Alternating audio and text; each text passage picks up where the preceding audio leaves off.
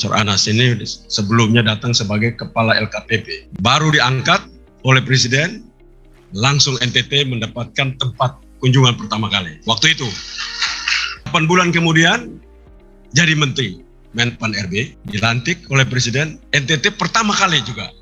Hebat betul ini NTT. Terima kasih Pak Menteri. Memang bukan karena memang cinta, memang dia tahu NTT ini penuh dengan tekanan batin luar biasa, jadi perlulah diobati oleh Menteri. Nusa Tenggara Timur itu termasuk salah satu provinsi yang punya banyak kendala. Banyak hal tentunya, tapi kalau saya mengeluh terus, nanti Pak Menteri bilang cengeng. Tapi satu hal yang paling memberatkan kami adalah P3K. Ini pemerintah pusat suruh rekrut, uangnya nggak pernah ada. Jadi yang bermasalah itu gubernur dan para bupati. Taunya bahwa yang ngangkatnya gubernur dan para bupati. Tapi uangnya nggak pernah dikirim oleh pemerintah pusat. Tapi dianjurkan untuk harus buka lagi lowongan untuk orang-orang mendaftar. Karena itu lewat tempat ini kami harapkan untuk itu Pak Menteri berikanlah jalan keluarnya buat kami. Kalau umpama seandainya jangan ditentukan berapa sesuai dengan kekuatan keuangan daerah, itu masih bisa kita pikirin. Nanti baru kita cari akal nanti bagaimana. Entah dia menjadi pekerjaan lewat program-program pertanian, itu mungkin masih bisa kita cari akal. Tapi kalau diwajibkan dengan angka seperti itu, lalu uangnya tidak pernah ditransfer dari pemerintah pusat, nggak mungkin diselesaikan oleh pemerintah daerah. Yang kedua, penerima honorer itu harus ada passing grade-nya. Supaya jangan merasa kalau gubernur itu yang mengatur suka-suka. Jadi honorer-honorer itu harus dites dengan passing grade tertentu. Jadi tidak lagi itu. Walaupun memang sebagai gubernur bisa saja kita, tapi kalau dia seragam dari Pak Menteri kan enak. Jadi tidak lagi itu datang dari gubernur semata-mata. Saya melihat banyak kali kita punya masalah serius adalah terima pegawai honor, tapi karena titipannya banyak, jadi belum tentu yang bersangkutan mempunyai kemampuan. Jadi ini juga kendala. Saya tengok-tengok, saya lihat-lihat, nah ini perlulah. Mumpung ada Pak Menteri di sini, jangan saya menjadi korban. Nah, Pak Menteri cobalah bikin aturannya supaya ke depan honorer boleh diterima dengan passing grade diatur lewat BKD. Nah, kita sudah keluarkan surat baru, Bapak sekalian. Mungkin Bapak Ibu sudah terima surat baru yang per tanggal 30. Jadi Pak Gubernur, sebelum kami ada surat datang ke mereka Pak Gubernur untuk mendata ASN Pak Gubernur. Mendata honorer. Tapi ini kemarin yang mendata adalah Satker langsung dikirim ke BKN. Karena Satker Pak Gubernur, datanya jumlahnya membengkak. Maka kami keluarkan surat yang baru per tanggal 30, para kepala daerah untuk menandatangani surat pertanggungjawaban mutlak apakah data yang akan dikirim ke kami itu benar. Dan Bapak mesti mengumumkan dulu di tingkat kabupaten apakah data itu benar.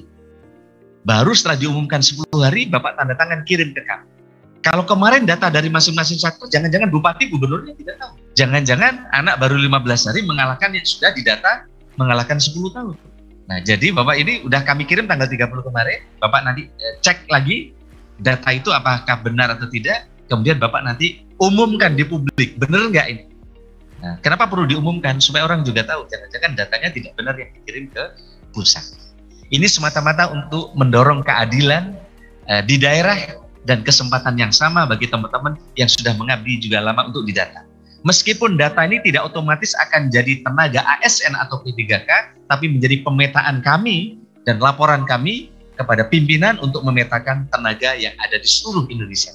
Di 2005 adalah 860.000 orang diangkat otomatis tanpa tes dan hanya tidak memenuhi administrasi 60.000 orang.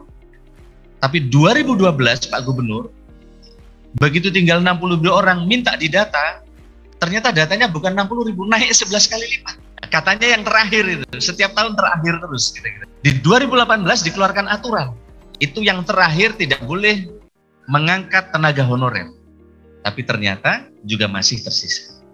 Dan kita sedang mencari sistem kompromi, karena betul kata Pak Gubernur tadi, ini dengan P3K yang baru ini, kabupaten kota banyak yang mengeluh.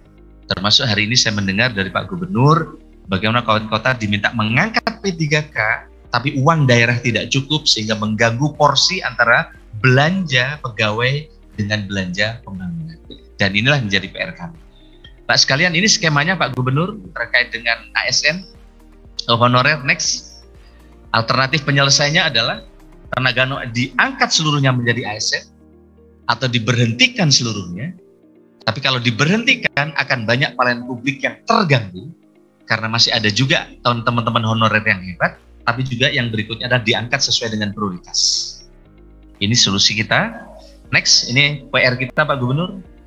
Jadi ternyata setahun ada 274.000 anak lulus sekolah guru, IKIP, FKIP, macam-macam, 274.000. Ekonomi 234.000. Teknik 194.000. Ini fresh graduate. Kalau ditutup semua oleh honorer, anak fresh graduate ini tidak akan dapat kesempatan jadi ASN.